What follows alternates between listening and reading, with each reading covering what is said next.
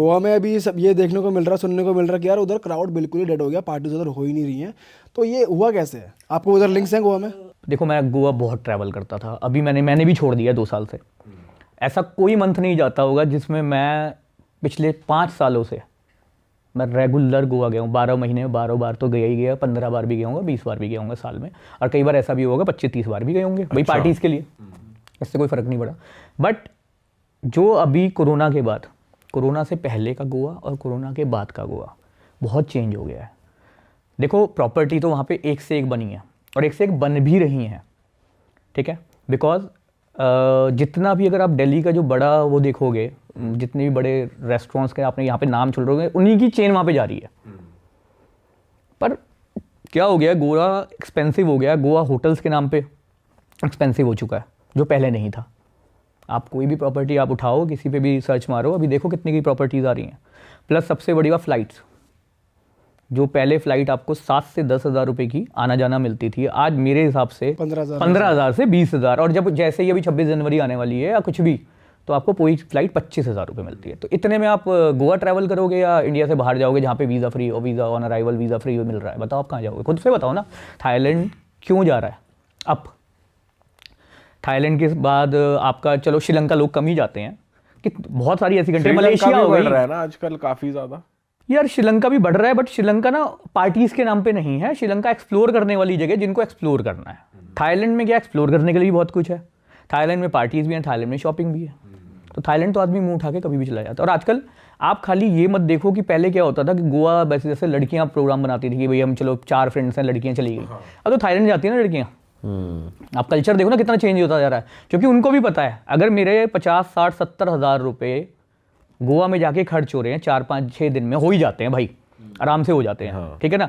तो उसमें 10-20 हज़ार रुपये और मिला लो ना, तो एक इंटरनेशनल ट्रैवल भी हो जाता है ना आपका। 1,10,000 में थाईलैंड कंप्लीट है भाई। वैसे सोशल मीडिया पे ना गोवा को लेकर 2 तरह की बातें भी हो रही हैं। जैसे ये तो हो ही रहा है कि चल वहाँ क्राउड नहीं जा रहा। अभी रिसेंटली किसी ने ट्वीट करा कि यार न्यू ईयर पे गोवा एकदम खाली था।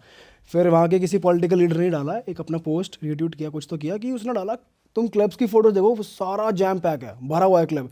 तो ये कौन नेगेटिव या फिर एक्चुअल में कोई नेगेटिव पीआर कर रहा है? सही मैं बताता हूँ। जैसे ही कोई ओकेजन आता है, जैसे भी 25 से लेके आपका 31 आएगी, तो क्राउड इंडिया का कहीं तो जाएगा।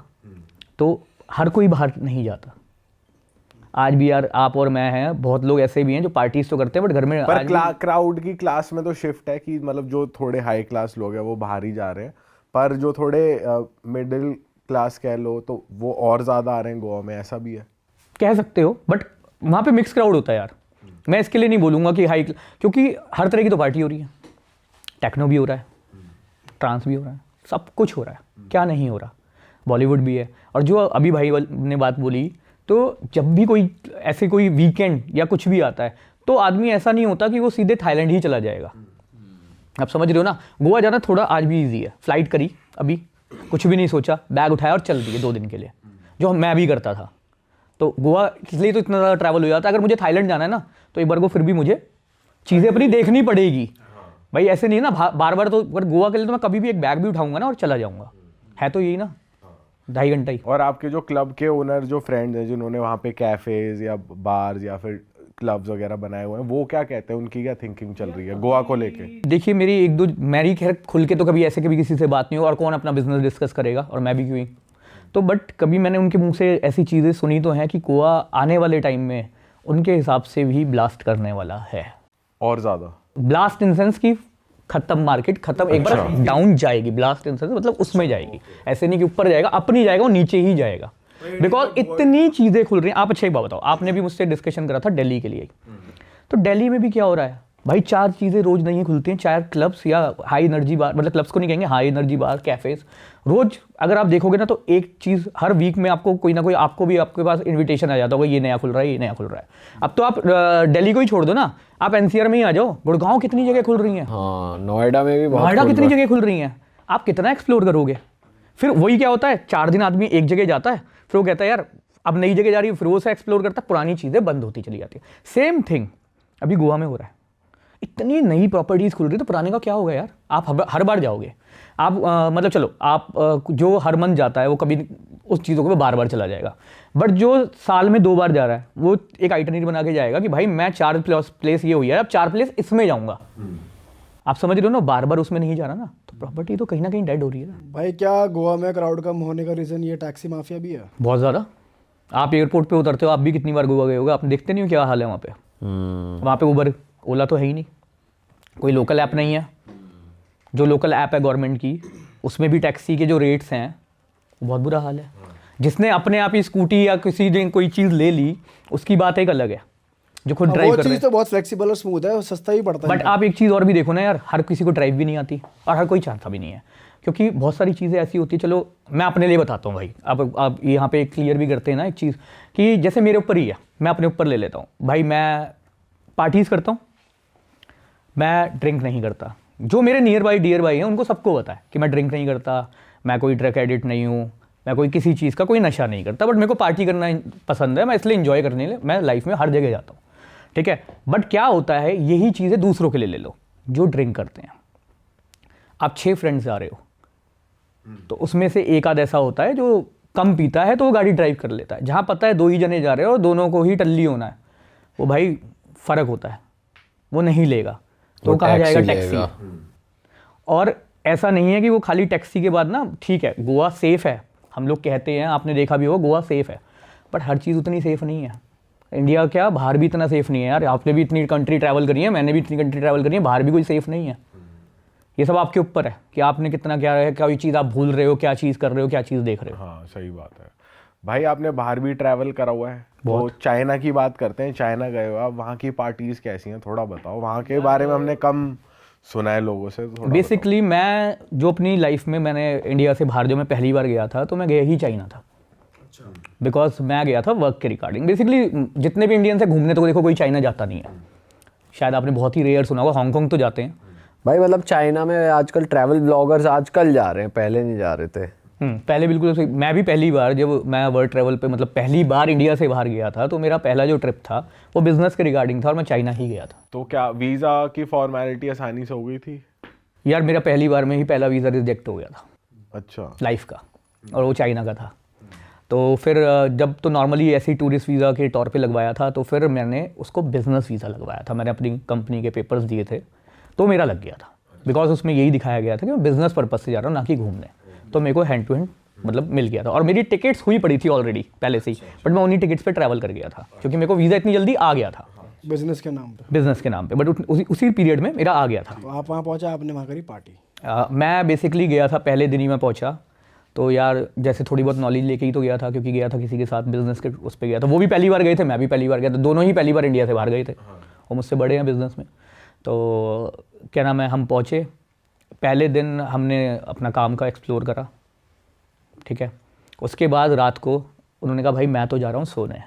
अब भाई मैं था छोटा, अराउंड 21-22 ईयर्स का था। मैंने कहा भाई टैक्सी करके यहाँ पे पता करते हैं नीचे की भाई। अच्छा पहले मैंने सुना हुआ था वहाँ पे एक कामा क्लब था गुड़गांव में, मैंने सुना हुआ था कि यहाँ पे एक क्लब है और यहाँ पे सब लोग जाते हैं, जितने भी हमारे बिजनेस वाले लोग जाते हैं वो अपनी पार्टी एंजॉय करने जाते हैं।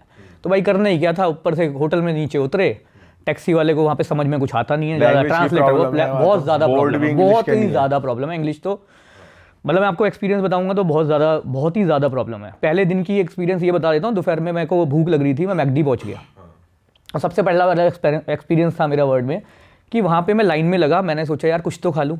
आई एम प्योर वेजिटेरियन, मैं एगिटेरियन भी नहीं हूँ, तो मैं तो प्योर वेजिटेरियन भाई। अब मैंने सोचा कि भाई मैं क्या बोलूँ इसको, अब उसे तो इंग्लिश भी समझ में ना है, उसे कुछ समझ में ना है। बट मेरे लिए किस्मत कह लो, मेरे पीछे एक लड़की खड़ी थी, उसने कहा मैं ट्रांसलेट कर देती हूँ, उसे इंग्लिश आती थी समझ में। और वहाँ पे बहुत रेयर होता है कि आप कोई इंग्लिश जानता हो, और मेरी किस्मत थी। बट उसने मैंने अच्छा वहाँ पे सबसे पहली बात, जब आप कुछ खाते नहीं हो तो वहाँ पे तो मीट भी उनके लिए तो वेज ही है ना यार, तो no meat no egg no anything. तो अब मैंने उसको ऐसे ट्रांसलेट करके मैंने उस लड़की से कहा कि भाई मेरे को ये बोल दो। तो भाई मेरे पास बर्गर आता है जो मैंने ऑर्डर करा था, और साथ में मैंने करी थी कोल्ड कॉफ़ी।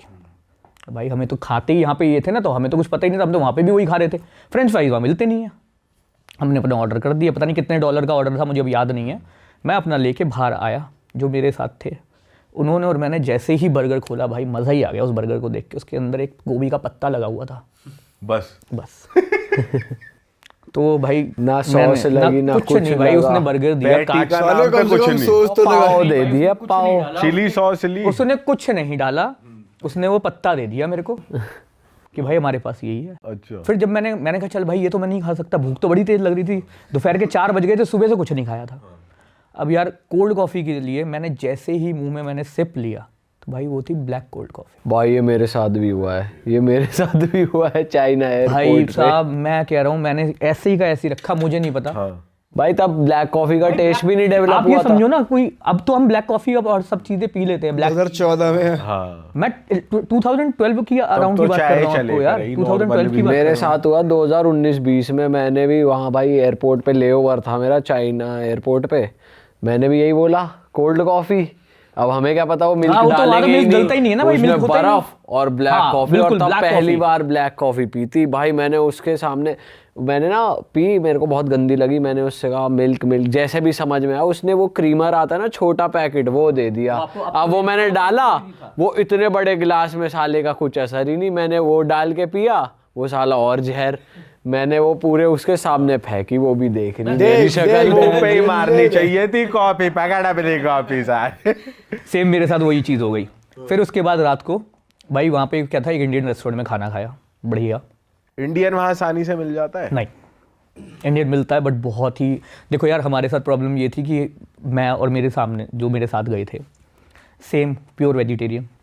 तो अब हमारे साथ प्रॉब्लम क्या है कि भाई हल्दीराम का हम फूड लेके गए थे, कैरी करके लेके गए थे, क्योंकि हमें पता था हमें ना सिटी चेंज करनी है। हमें पता था गोंजाऊ में और गोंजाऊ के आसपास तो रेस्टोरेंट्स हैं, बट हमें जहाँ आगे ट्रैवल करना था डोमेस्टिक, वहाँ हमें साफ पता था कि वहाँ पे एक ही रेस्टोरेंट है और उसके आगे भी हमें जाना है। तो हमारा ट्रैवल इतना ज़्यादा था कि 6-6 घंटे की हमारी कार की ड्राइविंग थी, हमें पता था हमें खाना नहीं मिलेगा। तो उसके लिए हमने वो फूड बचा के रखा हुआ था। उसके बाद उसके लिए भी हमारे साथ बाद में दिक्कत आई, वो भी बताऊँगा।